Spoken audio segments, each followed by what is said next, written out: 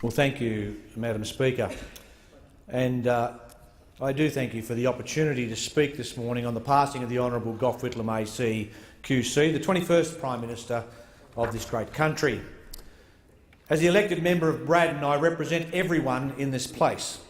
It is my job to give everybody a voice. So, notwithstanding that my electorate were very divided politically during the historical constitutional events of 1975, it is more than appropriate for me to pay tribute to Gough Whitlam's passionate public service.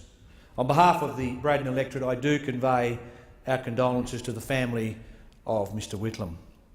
While many in this place and the community have spoken great things about the man, his passing will nonetheless be a time of great sadness for his family, who have lost not just their father but their mother in very recent years.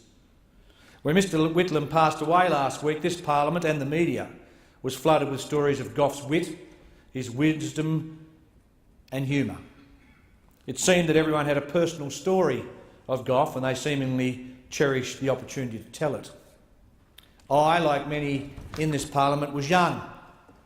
Not as young as the member who just spoke before me, but I was 15 in my last year of high school when the events that Gough is perhaps most famous for transpired, and that was on, obviously, Remembrance Day of 1975.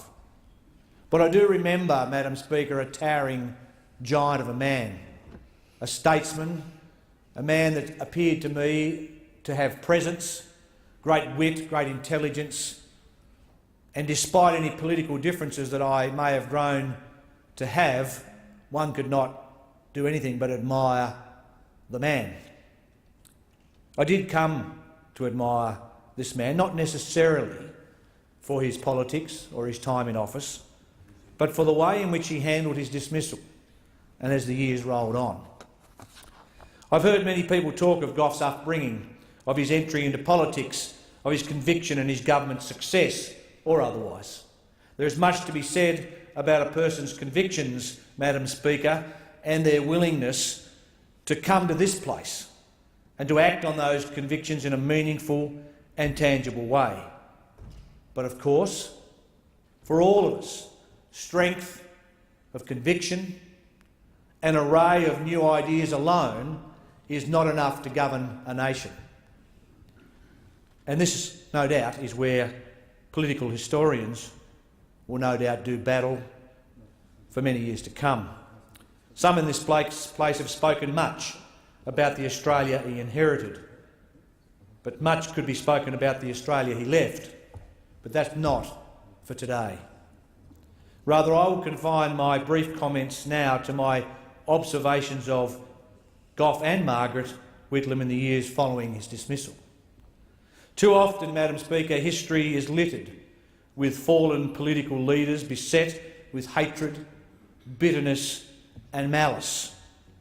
This was not so, however, with either Gough or Margaret Whitlam. I do not doubt for one moment that in the days and weeks and years that followed the dismissal, leading eventually to his resignation from the Parliament in 1978, that Gough and Margaret Whitlam felt a sense of deep hurt and disappointment in what had happened, and I'm sure that that forgiveness did not quite stretch far enough to reach the Governor-General of the day. However, it seemed to me that Gough did not allow these events to dampen his convictions or to cease his contribution to Australian society. This attitude, it seems to me, was a testament to the strength of his character and allowed the legend of Gough to flourish, along with his sense of humour, his wit and wisdom, as I said earlier. For me, though, Madam Speaker, his legacy in many areas of public policy will be debated for decades. And that's okay. That's politics. But I do believe there is one characteristic of Mr Whitlam's life that appears to be in agreement across the political divide, and that was his loyalty. What tremendous loyalty this man showed over 70 years to the love of his life. What tremendous loyalty this man has shown to his children and those close around him. What loyalty did this man show to his mates in the 13th Squadron of the RAAF?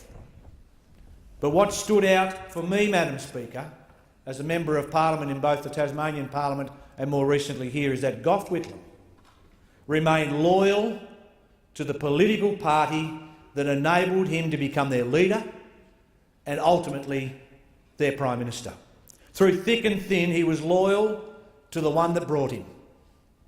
He stuck around as opposition leader after the massive and, in my view, justifiable rejection of his government by the Australian people. And following yet another defeat, he chose to move on from the rancour of this place, but he always found it in him to stand by future Labor leaders and Prime Ministers. I am sure, Madam Speaker, there were many times when he would have privately cursed as he watched Labor Prime Ministers to come, like Hawke and Keating, in some way deconstruct his legacy. He could have chosen the path of bitterness, irrelevance and obscurity, but he did not.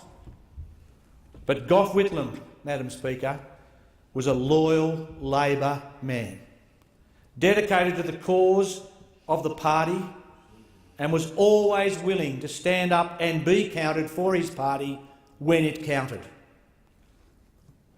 This, Madam Speaker, stands in stark contrast